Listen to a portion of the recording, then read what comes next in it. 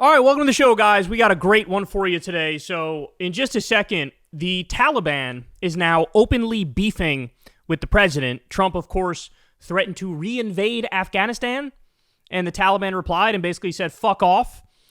So, we'll get into that back and forth. We also have Trump's aid cuts are quite literally killing children every single day. Nick Kristof of the New York Times gives us an on-the-ground report from Africa to talk about that. We also have Candace Owens finally snapping on Trump regime hacks. That's fun. Trump's health, man, his health is failing rapidly, both his mental health and his physical health. So I got a couple things for you there. And then later on in the show, you don't want to miss the segment on Kamala. She accidentally said the quiet part out loud in a shocking admission. Then we get to Trump's hideous gold Oval Office. He shows it off at the same time. Like literally the same day we learn he's slashing more food aid for the poor. And then Andrew Schultz humiliates himself. He kind of knows that he fucked up by hitching his wagon to MAGA. So he's like slowly trying to tiptoe out of the room and pretend that, who, me, bro? I don't even like Trump, bro. I don't even know what you're talking about. So we got that. And one of the worst MAGA hogs in Congress posted a fetish porn video in a sad attempt to own the left. So, a lot to say about that one, too. So, you guys know the drill. Everybody, please do me a big favor. Subscribe to the channel. That helps out big time and costs you nothing at all. You can also support the show on Patreon. Just $2 a month or $5 a month goes a very long way. Remember, I've never had a conversation with an advertiser in the history of this show. I've never done an ad read in the history of this show. I've never talked to a billionaire or a foreign government or a PAC or a political party or anything like that. We're truly independent. So thank you from the bottom of my heart if you do support us on Patreon. Thank you to everybody who does. Thank you to everybody who tips on YouTube. There's a thanks button that you could use to tip on YouTube. That also means the world. And you can always subscribe to Crystal Kyle and Friends on Substack. You can go sub to the Corin's World YouTube channel where we do live Kyle and Corin episodes every Monday at 8:30 Eastern Time. And again, I've been given the green light from Lilith to say this, that we have the Secular Talk Discord community. If you'd like to sign up and join that, you can sign up below. I left the link in the video description box below. All right, guys. Let's go ahead and jump right into it. So, the other day, I did, as part of my long Friday segment for you, Trump was making noise about reinvading Afghanistan. Now, that alone drives me up a fucking wall. Because remember, Trump said when he ran in 2016 that I was stupid, we should get out of there, we should have never gone into the Middle East. Then, he becomes president, doesn't do dick. The 4 years come and go, we're still in Afghanistan, right? Biden has the balls to actually follow through and get us out of there, right? Then Trump flips on a dime and starts attacking Biden for doing the thing Trump only talked about doing. So right off the bat, that pisses me off to no end. He wanted the credit for saying on the campaign trail, I want to end the war in Afghanistan. But then when the war actually ended, he wanted credit for saying it's bad that it ended because it didn't look pretty. Well, fucking ending a 20-plus year war is never going to be pretty. The government of Afghanistan is fucking fake. It's paper mache. It's a house of cards. Of course it fell apart immediately. So he wanted to have his cake and eat it too, and he fucking doesn't believe in anything. He just wants adoration, right? He comes out the other day and says, we're going to retake Bagram Air Base. We're going to retake it. First of all, really, we were there for over 20 years. We wasted trillions of dollars. So many Americans died. So many innocent civilians in Afghanistan died. And you're just going to casually talk about reinvading? Well, then he comes out the next day and doubles down. He said this: if Afghanistan doesn't give Bagram Air Base back to those that built it, the United States of America, bad things are going to happen, President DJT. So, clearly huffing and puffing and saying, we're going to take it back. By the way, at the same time, we're bombing Yemen. We're bombing Somalia. We're arming and funding the genocide in Gaza being committed by Israel. We're bombing Venezuelan boats on a regular basis with 10 warships in the region, looking like he wants to do a full-on regime change in Venezuela. So we got all that shit going on, while he's also threatening Greenland, Mexico, Panama, Canada. And he's like, Iran, he already attacked Iran. Let's add another to the list. Yeah, let's add going back. Is there any country you don't want to invade? Perhaps it would be a shorter list if you just list the ones that you're okay with not invading. That's where we're at. That's how low this fucking regime is. That's how much of a warmonger this criminal pest is. So, the Taliban responded to Trump, and this is fun. So Politico says the following: Taliban reject Trump's bid to reclaim Bagram Air Base in Afghanistan. It is unclear what conversations the United States has had with Afghan officials. Afghanistan, the Taliban government on Sunday rejected U.S. President Donald Trump's bid to retake Bagram Air Base 4 years after America's chaotic withdrawal from Afghanistan left the sprawling military facility in the Taliban hands. It's unclear what conversations the U.S. has had with Afghan officials about returning to the country, but Trump hinted that the Taliban, who have struggled with an economic crisis, international legitimacy, internal rifts, and rival militant groups since their return to power in 2021, could be open to allowing the U.S. military back. Oh, please. The chief Taliban spokesman, Zabihullah Mujahid, rejected Trump's assertion and urged the U.S. to adopt a policy of realism and rationality.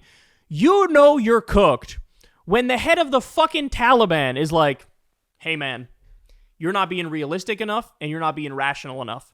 He's talking to Trump, the president of the U.S., going, you're pretty irrational, dog. Like, wow. You're going to let the Taliban own you like that? Jesus Christ. Afghanistan had an economy-oriented foreign policy and sought constructive relations with all states on the basis of mutual and shared interests, Mujahid posted on X. It had been consistently communicated to the U.S. in all bilateral negotiations that Afghanistan's independence and territorial integrity were of the utmost importance, he said. Quote, it should be recalled that under the Doha Agreement, the United States pledged that it, quote, it will not use or threaten force against the territorial integrity or political independence of Afghanistan, nor interfere in its internal affairs, he said.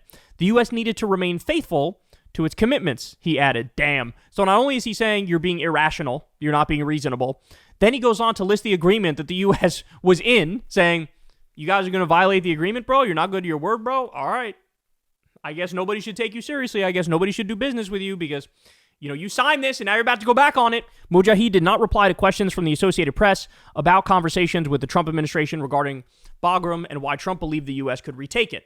In August last year, the Taliban celebrated the third anniversary of their takeover at Bagram with a grand military display of abandoned U.S. hardware, catching the eye of the White House. Trump has repeatedly criticized his predecessor, Joe Biden, for his gross incompetence during the withdrawal of U.S. forces after the country's longest war. Pulling out of Afghanistan was the best fucking thing Joe Biden ever did. I'm done with this fucking bullshit. Well, I agree that the thing was good, but I don't like the way that you went about doing the thing. Shut the fuck up. It's either we leave or we stay. We leave or we stay. Instead, people pick this magical third position where it's like, what if we left but nothing bad happened after we did it? Oh, aren't you a fucking genius? Did you come up with that all yourself? Very impressive. Very impressive. No, the fact of the matter is, you got to rip off the Band-Aid fucking quickly, right? The crime was what we did when we were in Afghanistan. The crime was that we went to Afghanistan in the fucking first place. Not that Biden finally left. Biden finally fucking left. That was like the best part of his presidency. But notice what they're saying here. Politico is admitting the thing that made Trump go, we need to go back into Afghanistan, was literally that the Taliban celebrated the third anniversary of their takeover of Bagram with a military display of the abandoned U.S., like, you know, the planes and the tanks, even though they can't really fucking use them.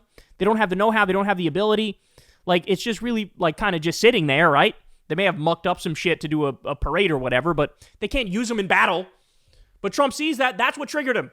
Now, the funny thing is, you are going to have agreement across the imperial wing of U.S. politics that they want to take back Bagram because there's a strategic reason in the minds of the more serious imperialists where, hey, we need to counter China, and China has like a base nearby and they're doing tests and shit there now. And so in order to, you know, keep our advantage over China on the global chessboard, we're going to want to have Bagram back for that reason. So like there's a more serious imperialist reason why they want it back, but that's why now you see like the Wall Street Journal or whoever it was, some outlet wrote an article that was like, actually, taking back Bagram is a good idea. So we're right back, snapping right back into hell. We're going right back to, hey, reinvade the country that we finally fucking pulled out of after 20 plus years. Let's reinvade it. I mean, it is incredible. The way Trump acts like a fucking child. He thinks like a child. Like just a Taliban fucking like Independence Day type video, hype video, made you so fucking furious that you're like, let's go waste another $1 trillion in the Middle East, when that was one of the defining characteristics of what your campaign was in the first place in 2016 was stupid wars in the Middle East. We're going to stop the outsourcing. We're going to stop the stupid wars. We never should have been there to begin with. That's what he used to say. Now it's shit. Let's find another 7. How many countries has he bombed? I literally lost count since he got back to office. I literally lost count. We got Iran, we got Yemen, we got Somalia, we got Syria, we got Venezuela now. That's 5 already that he's bombed. Minimum. Never mind the other threats, which we already went through. The fucking Panama, Greenland, Canada, Mexico. The list goes on and on. But, like, he's actually doing this shit, bro. And this is the danger when you're surrounded by fucking sycophants and yes men. They're all just going to, what, you think Pete Hegseth is going to go, sir, let's not do that? No, he's going to be like, yeah, fucking rock and roll. Let's go. Let's go retake Bagram Air Base. And by the way, for these clowns, they always think things always sound easier in theory than they are in reality. Because these clowns, they'll find a way to fuck all this up. Of course they will. They'll find a way. I mean, they should, in principle, they should, even if everything goes well, they shouldn't do it. Because it's just, in principle, it's bad and wrong. You know, it's a country with territorial integrity and sovereignty, and you don't give a fuck about it. But the fact of the matter is, of course they're going to fuck everything up 15 ways to Sunday. That's what they do. That's who they are. And so we're right back, man. We're right back. Look, the thing that's been most jarring in the Trump era is just how much MAGA believes in nothing. Like, the extent to which they believe in nothing blows my mind. For 8 straight years, we're free speech, free speech, free speech, free speech. We believe in free speech. We believe in the Constitution. The left's against free speech. We're for free speech. We always defend the speech, even if it's offensive. Fuck your feelings, bro. Fuck your feelings. You can say what you want. That's how it works. The second they take power, flip on a dime. The FCC puts pressure on ABC to fire Kimmel over a not even offensive joke. Well, now they support it. Now they're cheering it. Now they hate free speech. Like that. Like nothing. Like fucking nothing. That's how it happened. Right? War. I'm anti-war. The pro-peace ticket, where the pro-peace ticket gets in there, boom, immediately starts 5, 6, 7 new wars. Doesn't even, like, the ability of them to flip-flop on fucking anything and everything is just mind-boggling to me. It is mind-boggling to me. And then their little cult followers being unable to be honest that they are contradicting themselves and doing the opposite of what they said they would do. It's hell. It's hell. It's like trying to squeeze sand harder. The harder you squeeze it, the faster it goes through your fingers, right? The more you try to, like, break down to people, hey, they're liars, they're full of shit, they're doing the opposite of what they said they would do, the more they're like, I don't really care. Like, I don't care. I like them because I like them. And even if, like, even the fucking destruction of Medicaid, right? There's so many people in MAGA on Medicaid, and they vote, oh, Trump will he'll protect us and stop giving benefits to the immigrants and give it to us. Meanwhile, he just cut your fucking benefits, right? They don't care. You could break it down for them as clear as day. Fucking sand through the fingers. Nothing. That's been the biggest fucking wake-up call about the Trump years, is that the extent that the right has gone full postmodernist is mental to me. That there is no more objective truth. There is no more empirical reality. It's only what my truth is, what our truth is. We make it up. We run with it. If you believe it, you're in the club. If you don't, you're not in the club. But we insist on things that are factually wrong. And that becomes our reality. This is what it is now. This is what it is. And so, back into Afghanistan, potentially. But here we have, when the Taliban is owning you with facts and logic, man, you are beyond pathetic. Hey y'all, do me a favor and like and subscribe. It helps out big time in the algorithm. Click the bell as well for notifications when videos drop, and watch that video on screen right now. You know you want to.